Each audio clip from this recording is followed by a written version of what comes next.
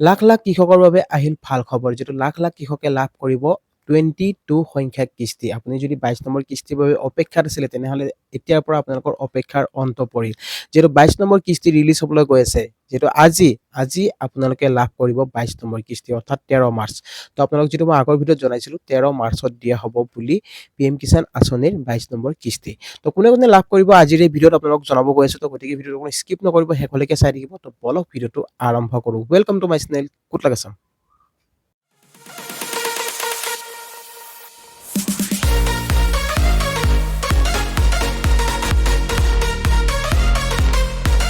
তো গাইজ যিটো ফাইনেলি অন্ত পৰিল, যিটো আপোনালোকৰ মাজত যিটো ভাল খবৰ আহি গ'ল, যিটো ফাইনেলি আপোনালোকৰ যিটো ডেট ফিক্স হৈ গ'ল, যিটো আপোনালোকক কৈছিলোঁ মই যিটো যোৱা ভিডিঅ'ত যিটো কৈছিলোঁ যে অহা 13 মাৰ্চত দিয়া হ'ব বুলি PM কিষাণ আঁচনিৰ ধন। তো PM কিষাণ আঁচনিৰ ধন যিটো মুকলি হ'বলৈ গৈ আছে, তো ক'ৰ পৰা ৰিলিজ হ'ব সকলোখিনি ডিটেইলছ লৈছোঁ আপোনালোকৰ মাজত।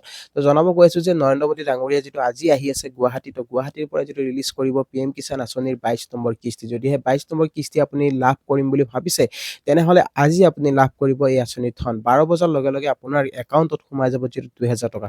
যদিহে আপোনাৰ একাউণ্ট এক্টিভ হৈ আছে, যদিহে আপোনাৰ KYC এক্টিভ হৈ আছে, আপোনাৰ কোনো ধৰণৰ সমস্যা হোৱা নাই, তেনেহ'লে আপুনি লাভ কৰিব 22 নম্বৰ কিস্তি। তো কোনে কোনে লাভ কৰিব আৰু এটা কথা জনাব বিচাৰিছোঁ, যিটো PM কিষাণ আঁচনিক লৈ যিটো মই আগৰ পৰা কৈছোঁ আপোনালোকক তিনিটা কাম যিটো ইম্পৰ্টেণ্ট আপুনি কৰিব লাগিব। যদিহে আপুনি এই তিনিটা কাম কৰি থৈছে তেনেহ'লে আপোনাৰ একাউণ্টত সোমাই যাব 2000 টকা।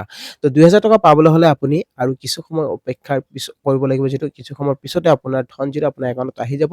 কিন্তু তাৰ কাৰণে আপোনালোকৰ একাউণ্টটো আপোনাৰ ঠিক ৰাখিব লাগিব। আপোনাৰ একাউণ্টটো যদি ঠিকে আছে, আপোনাৰ একাউণ্ট যদি এক্টিভ হৈ আছে, কোনো ধৰণৰ সমস্যা নাই, তেনেহ'লে আপোনাৰ একাউণ্টত সোমাব 2000 টকা। আৰু ফাইনেলি যিটো মোদীয়ে যিহেতু নৰেন্দ্ৰ মোদী ডাঙৰীয়াই যিটো গুৱাহাটীত গৈ আছে আৰু গুৱাহাটীৰ পৰা যিটো এই ধন ৰিলিজ কৰিব PM কিষাণ আঁচনিৰ ধন, PM কিষাণ আঁচনিৰ যিসকল কৃষকে এক্টিভেট কৰি থৈছে, আপুনি যদি ৰেজিষ্ট্ৰেশ্যন কৰি থৈ দিছিলে PM কিষাণ আঁচনিৰ আপুনি এপ্লাই কৰিছিলে, তেনেহ'লে আপোনাৰ একাউণ্টত সোমাই যাব 2000 টকা। আৰু বহু কৃষকৰ নাম যিহেতু কাট খাব পাৰে। তো কেনেকৈ কাট খাব, যদিহে আপোনাৰ KYC হোৱা নাই বা আপোনাৰ যদি লেণ্ড ছেডিং যদি আপুনি কৰিব পৰা নাই বা আপুনি আধাৰৰ লগত বেংক একাউণ্ট ছেটিং যদি আপুনি এতিয়াও কৰা নাই, তেনেহ'লে আপুনি এই ধন নাপায়। তো এই আঁচনিৰ ধন আপুনি লাভ নকৰে। তাৰ কাৰণে আপোনাৰ একাউণ্ট আপুনি এক্টিভ কৰিব লাগিব। যিসকল কৃষকে এক্টিভ কৰি থৈ দিছিলে, তো সেইসকল কৃষকেহে লাভ কৰিব এই 2000 টকা। আৰু 2000 টকাৰ লগতে আপোনালোকে হয়তো আপুনি আৰু দুটা কিস্তি বেছিকৈ পাব পাৰে, যদিহে আপুনি আগৰ কিস্তি পোৱা নাই। আপুনি ধৰি লওক 21 নম্বৰ কিস্তি পোৱা নাই বা 20 নম্বৰ কিস্তি যদি পোৱা নাই, তেনেহ'লে আপুনি লাভ কৰিব 6000 টকা।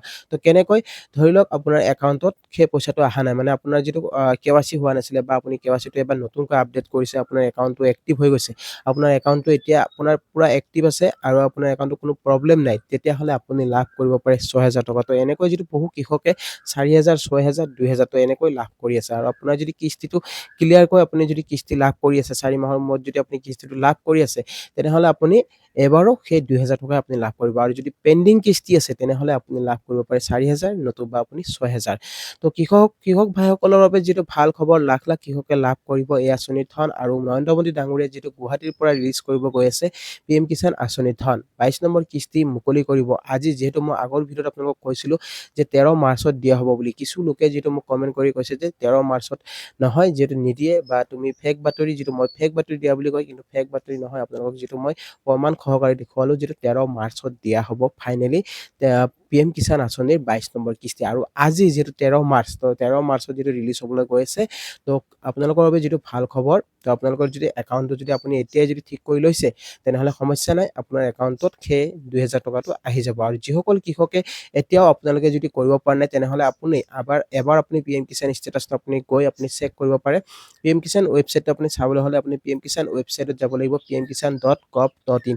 তাত গৈ আপুনি চেক কৰিব পাৰে। আপুনি তাত চাৰ্চ কৰি দিব, তাত আপোনালোকৰ অপশ্যন আহি যাব নাও ইউৰ ষ্টেটাছ বুলি। নাও ইউৰ ষ্টেটাছত গৈ আপুনি তাতে আপোনাৰ যিটো ৰেজিষ্ট্ৰেশ্যন নম্বৰ আছে, সেই ৰেজিষ্ট্ৰেশ্যন নম্বৰটো আপুনি দি দিব।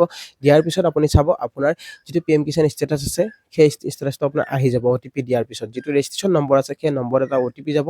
সেই OTP ফাইল কৰাৰ পিছত আপোনাৰ মোবাইলত যিহেতু আপোনাৰ আহি যাব, মানে আপোনাৰ যিটো ওলাই যাব আপোনাৰ ষ্টেটাছটোত আপুনি গম পাই যাব যে আপোনাৰ KYCটো আছেনে নাই, বা আপোনাৰ লেণ্ড ছেডিংটো হৈ আছেনে নাই, আপোনাৰ আধাৰ বেংক একাউণ্ট ছেডিংটো হৈ আছেনে নাই। তো এই তিনিটা বস্তু আপুনি চেক কৰি চাই ল'ব এতিয়াই। যদি আপোনাৰ ঠিকে আছে, তেনেহ'লে আপোনাৰ একাউণ্টত আহি যাব 2000 টকা। আৰু বহু কৃষকৰ যিটো পে'মেণ্টৰ ক্ষেত্ৰত খেলি মেলি হৈ আছে, কিয়নো বহুতে বেংক একাউণ্টটো খেলি মেলি, মানে বেংক একাউণ্টটো যিটো বেলেগ মানে অপেন কৰে বা আপোনাৰ যিটো এতিয়া যিটো PM কিষাণ আঁচনিৰ বাবে যিটো এটা বেংক একাউণ্ট আপোনাৰ জৰুৰী হয় যিটো হৈছে আপোনাৰ পষ্টেল বেংক। তো পষ্টেল বেংকটো পাৰে যদি আপোনালোকে বনাই ল'ব আৰু পষ্টেল বেংকত যিটো এই পইচাটো সোনকালে সোমাই যায় আৰু বেলেগ বেংক হ'লে আপোনাৰ কেতিয়াবা কি হয় মানে আপোনাৰ মানে পইচাটো নাহে। তো আপোনাৰ পেণ্ডিং হৈ থাকে বা আপোনাৰ যিটো বহু আপডেট কৰিব লগা হয়। কিন্তু আপোনালোকে যদি পাৰে আপোনালোকে পষ্টেল বেংক একাউণ্ট এটা খুলি ল'ব 200 টকা দি। সেই একাউণ্টটোত আপোনালোকৰ প্ৰতি 3 মাহৰ মূৰত বা 4 মাহৰ মূৰত যিটো কিস্তি আছে PM কিষাণৰ সেই কিস্তিটো আপুনি পাবলৈ আৰম্ভ কৰিব। তো তাৰ কাৰণে আপোনালোকে এই একাউণ্টটো খুলিব লাগিব। তো কৃষক ভাইসকলৰ বাবে যিটো ভাল খবৰ আজি আপোনালোকে 12 বজাৰ পিছতে লাভ কৰিব এই আঁচনিৰ ধন আৰু যিসকল কৃষকে এই আঁচনিৰ ধন পাই আছিলে সেই কৃষকসকলে এতিয়াও লাভ কৰিব সেই 2000 টকা যদিহে আপোনাৰ এক্টিভ হৈ আছে আপোনাৰ বেনিফিচিয়াৰী লিষ্টত যদি নামটো আছে বা আপোনাৰ ষ্টেটাছটো PM কিষাণ ষ্টেটাছত আপোনাৰ সকলোখিনি বস্তু ঠিকে আছে তেনেহ'লে আপোনাৰ সমস্যা নাই আপুনি আজি লাভ কৰিব 2000 টকা। তো আই হোপ আপোনালোকে নিশ্চয় ভিডিঅ'টো বুজি পালে। তো আজি আপোনালোকক যিটো এই ডাঙৰ খবৰটো জনালো আৰু ভিডিঅ'টো চাই কেনেকুৱা পালে জনাব। ভাল পালে লাইক শ্বেয়াৰ আৰু লগতে চেনেলটো যদি নতুনকৈ আহিছে তেনেহ'লে ছাবস্ক্ৰাইব কৰিব নাপাহৰিব আৰু কাষত থকা বেল আইকনটো প্ৰেছ কৰি দিব যাতে এনেকুৱা ধৰণৰ নতুন ইনফৰমেশ্যন আহিলে সকলোতকৈ আগত পাই থাকে। তো গাইছ আজিলৈ মানে জয় অসম।